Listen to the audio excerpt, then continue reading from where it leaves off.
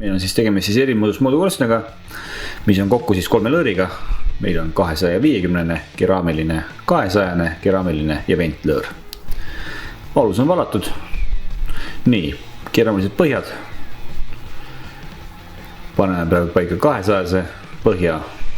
Ploki peal on hunnik riipse, mis on märgitud siin tahmaluukide paigalduse jaoks. Paneme põhjadesse ära keraamilised põhjad ära, et saaksime hakata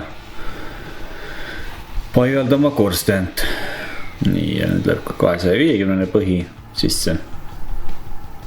Siukene hea suur tükk. Nii, väike mõõt.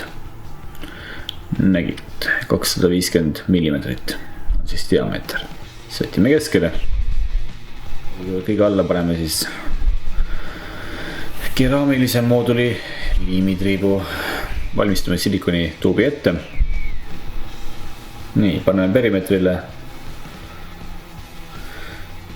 keraamilise liimi alla. Selle soonde läheb siis meil siis plokk. Ja nüüd siis 250 tahmaluugi toru. Tegemist on siis eritellimusel mooduliga, mida täitsa tehakse, aga väga ei reklaamita. Aga antud olukorras saime me siis selle siis välja kenasti aetud. Nii, sätime ta kenasti keskele, kenasti paika. Jälgime, et vahed oleks võrdsed mantli ja keramise vahel. Vahed on võrdsed. Antud projektis läheb meil siis niimoodi, et selle 250 toru ja mantli vahele läheb siis 35 mm vill. Ja 200 toru ja mantli vahele läheb siis 20 mm vill. Nii, ja kohe paneme paika järgmise tahmaluugi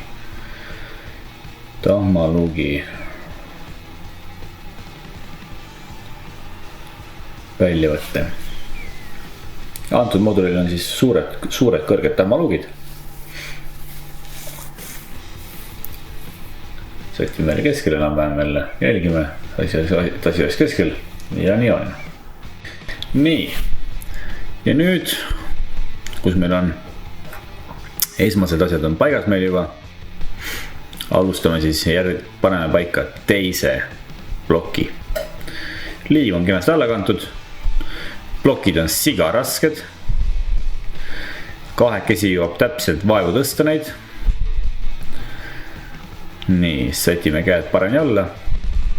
Muidugi arvestades sellega käetega. Mantel on õrn. Aud on õuest lõigatud juba sisse kõik. Et tuppa tolmu ei tuleks. Ja tõstame mooduli pähe. Liigutame paika. Jälgime ja hakkame loodima. Alati tuleb jälgida, et siis et need väljavõtte avad jääksid ikkagi alati läbi 2 plokki. Et tulemus on parem ja plokk on tugevam. Hakkame paigaldama villasid ümber ja siin on ka see küsimus, et miks me siis tegime just sinna nii suure. Miks me teeme sinna just nii suure korsten, nagu me teeme? Antud olukorras on see, et see on talu ainukene korsten. Talu on suur, ruumi on palju, ruumi on ka palju vaja. Ja parempoolne 200 läheb siis katlalõõriks, et kui on soov hiljem tulevikus katlat vahetada võimsama vastu, lõõr on ikkagi olemas, lõõr on vastav selle jaoks, et saab sinna järgi panna tõesti korraliku võimsa asja. Ja vasakpoolne 250 lõõr, sinna läheb siis ahi ja sinna läheb pliit soemüüriga. Soemüür, mida see hakkab siis käima vedama, tuleb siis 465 senti pikk. Nii, ja loodimine. Plokid on alati kõverad. Siis sellega on paras peavalu kogu aeg. Et hoida neid enam-vähem sirgena. Ja loomulikult põrand. Plokkide all ole põrand peab olema alati olema tõesti sirge. Sellest oleneb kogu töö tulemus. loodimine, koputamine.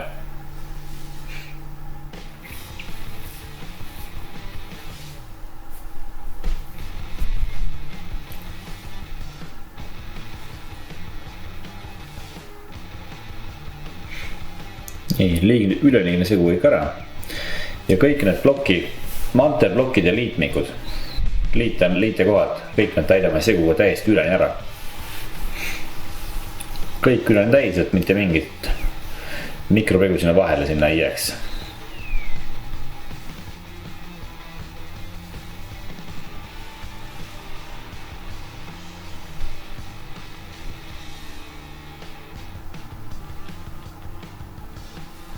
ja paneme kõik need vahed kenasti täis sama ploki liimiga.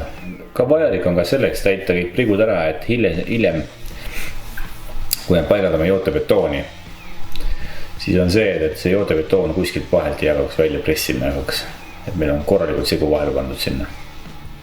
ja kõik liitekohad täis kõikidel mantlitel. 2 moodulit on paigas, villad paigas, tahmapruugi avad on paigas.